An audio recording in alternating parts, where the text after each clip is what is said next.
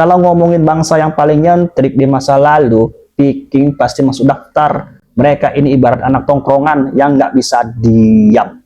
Kadang jadi pedagang, kadang jadi perompak, kadang jadi petani, tapi tetap selalu bikin heboh. Banyak orang kenal mereka cuma dari film atau serial kapal panjang, topi bertanduk, padahal itu salah kaprah. Terus hobinya perang. Tapi sebenarnya cerita Viking itu jauh lebih luas. Ada cinta, ada politik, ada dagang, bahkan ada gosip juga. Jadi santai saja kita. Oke. Jadi siapa itu Viking? Asal mereka itu dari Skandinavia, Norwegia, Swedia, Denmark. Bisa dibilang tanah kelahiran mereka itu keras banget. Musim dingin yang panjang, ladang nggak terlalu subur, makanya mereka terbiasa hidup taup. Karena bertani susah, akhirnya mereka cari jalan lain, berdagang, berpetualang, kadang ya jadi perampok. Jangan bayangkan Viking itu seharian perang saja. Pagi bisa menggarap ladang, siang bisa nyari ikan, malam bisa kumpul keluarga. Tapi kalau ada kesempatan emas, baru deh disikat dan mereka angkat pedang. Jadi selain itu, bagaimana dengan kapal perang mereka yang panjang dan senjata rahasia mereka?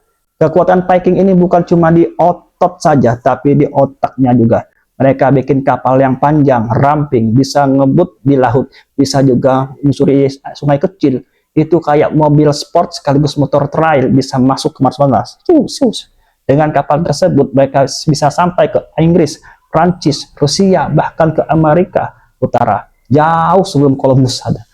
Kapal Viking itu bukan sekedar alat transportasi saja, tapi tiket menuju sejarah. Jadi bagaimana kehidupan mereka sehari-hari ya?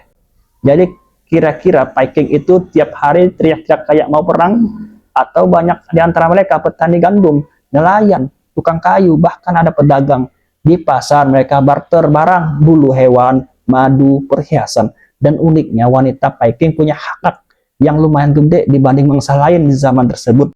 Mereka bisa mewarisi tanah, bisa cerai, bahkan bisa berdagang sendiri. Jadi nggak semua cerita tentang Viking itu brutal. Ada sisi normalnya juga kok. Mereka juga manusia.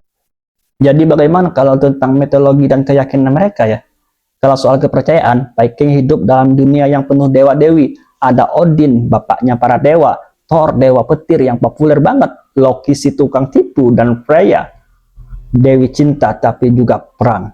Prajurit Viking percaya kalau mereka meninggoy itu dengan gagah di medan tempur, jiwa mereka bakal dibawa ke pahala Allah. Di sana mereka bisa makan, minum, dan bertarung lagi sampai datangnya Ragnarok, kiamat ala Viking. Buat mereka hidup singkat lebih baik dipakai untuk hal yang besar daripada sekedar numpang lewat saja. Jadi selanjutnya, bagaimana tokoh-tokoh Viking ya? Ragnar Lodbrok, legenda terbesar tersebut, setengah sejarah, setengah mitos, raja yang menaklukkan Inggris tapi akhirnya dilempar ke lubang ular berbisa oleh Raja Aela. Endingnya tragis tapi kisahnya abadi. Lagertha adalah istri Ragnar, bukan cuma cantik tapi juga perisai perempuan.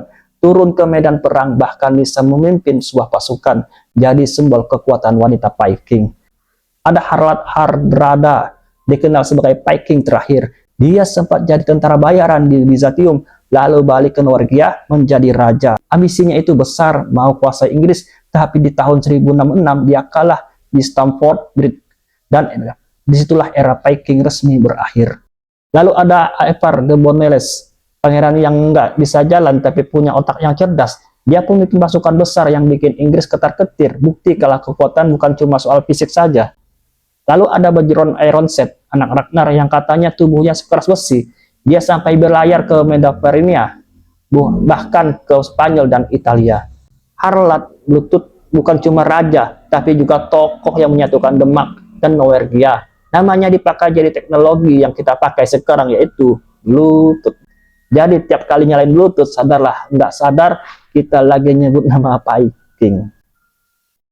Lalu setelah itu bagaimana dengan ekspedisi dan pertualangan mereka? Viking itu ibarat backpacker, paling niat, mereka nggak puas cuma di tanahnya sendiri. Mereka ke barat, mereka serang Inggris dan Prancis. Ke timur mereka masuk ke Rusia, bahkan jadi cikal bakal dinasti di sana. Ke selatan mereka sampai ke Konstantinopel, dan ke barat yang jauh mereka sampai ke Amerika Utara yang mereka sebut Finland. Di mana ada air, di situ ada kapal Viking, dan di mana ada kesempatan, di situ mereka meninggalkan jejak. Setelah mengenal mitologi dan lain-lainnya, maka ada bagian hukum dan budaya mereka. Meski terkenal brutal, Viking punya aturan sendiri. Mereka punya sidang rakyat yang disebut Ting. Di situ orang bisa debat, adu argumen, sampai keluar keputusan hukum. Mereka juga suka cerita, saga-saga Viking diturunkan dari mulut ke mulut, lalu ditulis jadi Edda. Itu semacam Marvel Cinematic Universe-nya mereka, tetapi bersih mitologi. Dan pada akhirnya, akhir era Viking. Puncak terakhir Viking ada di pertempuran Stamford Bridge di tahun 1066. Harald Hardrada meninggoy di sana dan Eropa masuk ke era baru. Perlahan-lahan Viking berbaur dengan kerajaan-kerajaan Eropa. Kapak ditaruh, pedang diturunkan atau disarungkan, tetapi cerita mereka tetap hidup, menolak hilang, ditelan oleh waktu. Viking ini bukan sekedar kaum barbar saja, mereka adalah pedagang dan petani. Mereka juga penjelajah yang punya pemimpin dan punya pemimpi. Mereka meninggalkan jejak dan bahasa di sana, hukum, teknologi, bahkan imajinasi kita. Mungkin tubuh mereka sudah lama meninggoy, tapi kisah Viking masih berlayar sampai hari ini. Allahu a'lam bishawab. Assalamualaikum warahmatullahi wabarakatuh.